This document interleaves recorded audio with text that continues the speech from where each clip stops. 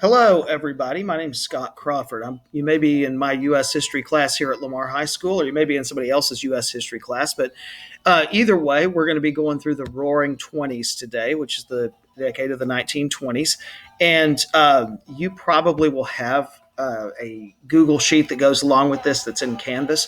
So if you'll have that ready, what would be a good idea is to have this presentation or video open with the PowerPoint in one window and then have the questions open in another. And feel free to pause and backtrack and if you miss something or pause it and if you need to get some information there and everything. So this is the decade of the 1920s, or which are called the Roaring Twenties, and we're going to be talking about political, social, and economic issues today and talk about what those driving forces are. So anyway, look forward to going through this with you here and everything. So here we go. We got three presidents during the 1920s, and for the most part, the decade's dominated by Republican presidents. You have Warren Harding is the one right here, then Calvin Coolidge, and then Herbert Hoover, and we'll be talking about each one of those individually. So our big deal during this unit is the concept of isolationism.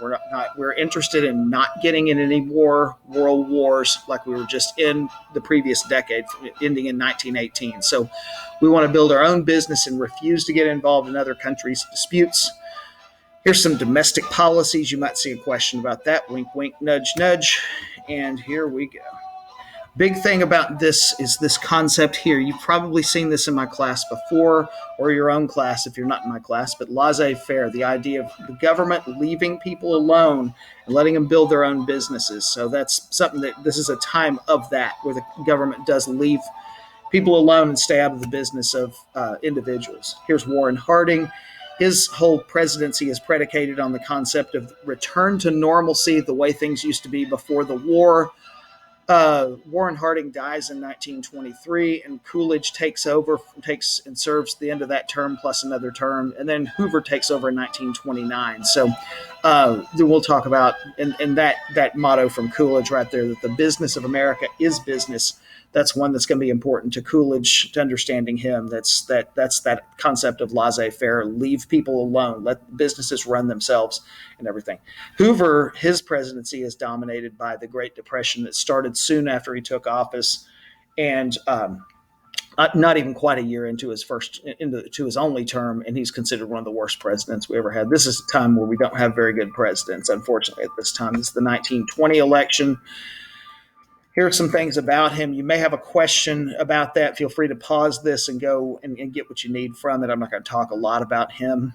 The big thing you need to know about him is this right here, down here, is the Teapot Dome scandal. And this is not something that he did himself, but some people that worked for him, they bribed some officials in Wyoming, and the place was called Teapot Dome.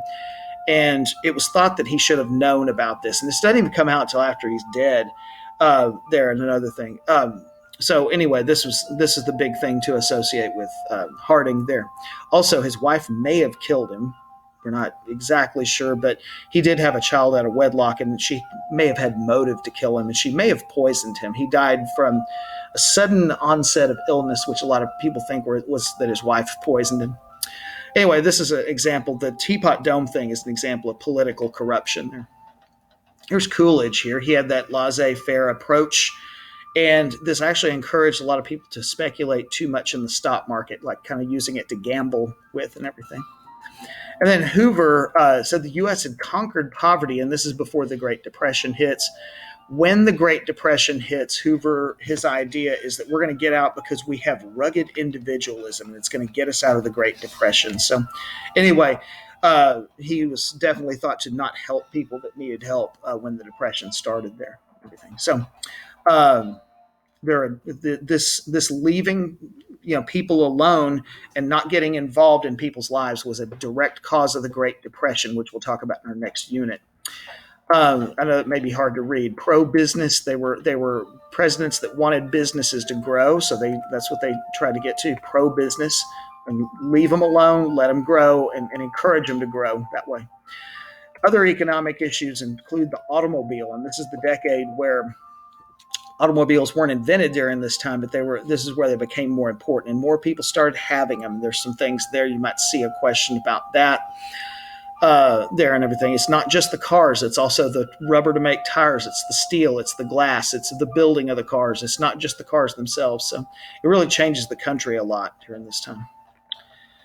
One thing you need to know about cars too is the assembly line, and this isn't just for cars. Other products were made this, but the most noteworthy example is the automobiles that are made on the assembly line there, and it's standardization, making everything the same so you can make them faster and cheaper.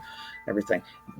I know this is a pretty simple concept. You probably have heard of this before, but they always have questions on Star. We assume we're going to have Star this year, unlike the Corona time, which is actually when I'm making this. So, anyway, just look at that. That was back there. That increased production. When you make stuff faster, you can make it cheaper, and more people can have it that way. Okay, and here's some impacts of it. You may get a question about that. You really didn't need to be a mechanic to build a car anymore. You just had to be able to follow directions and turn a screw there and everything. Other economic issues include airplanes, aviation. Here's some stuff there, and aircraft carriers.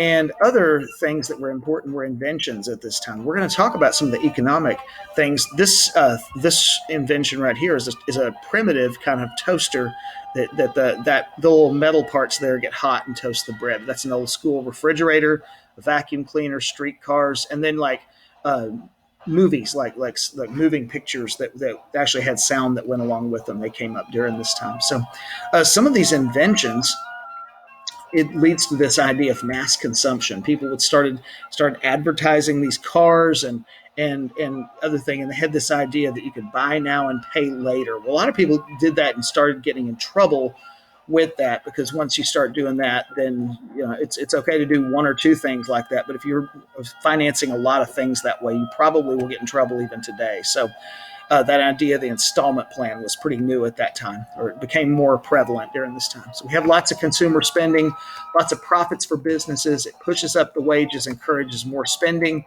and people continue spending. The problem is eventually that's going to go away when the Great Depression hits. So people start doing the same thing with stocks. They start speculating on stocks, and they buy it at a low price, assuming it's going to keep going up, which is okay if it does, but if it doesn't, yeah. That's called over speculation. We'll talk about that in class too.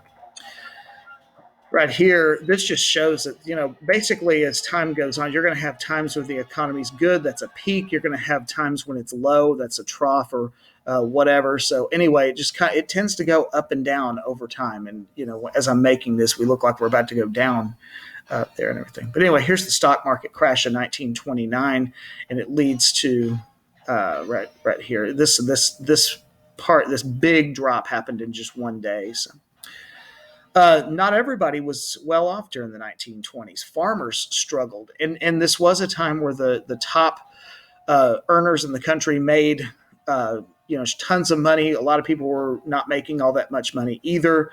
Most Americans didn't save any money, and they're just buying stuff a lot of times through installment plans and that sort of thing. So farmers suffered. There were some droughts too and everything during that.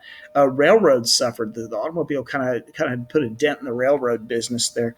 And African Americans and other minorities faced discrimination. There really wasn't much that went on to get rights for them during the 1920s. Let's see what that says. Okay, there we go. I don't know. I didn't make this. Anyway, so anyway, that's kind of the end of the 1920s. Our next unit's going to be about the Great Depression. So if you have any questions, feel free to ask me or get a hold of your actual teacher there, and that'll be fine. And we'll talk to you soon. Thank you for listening.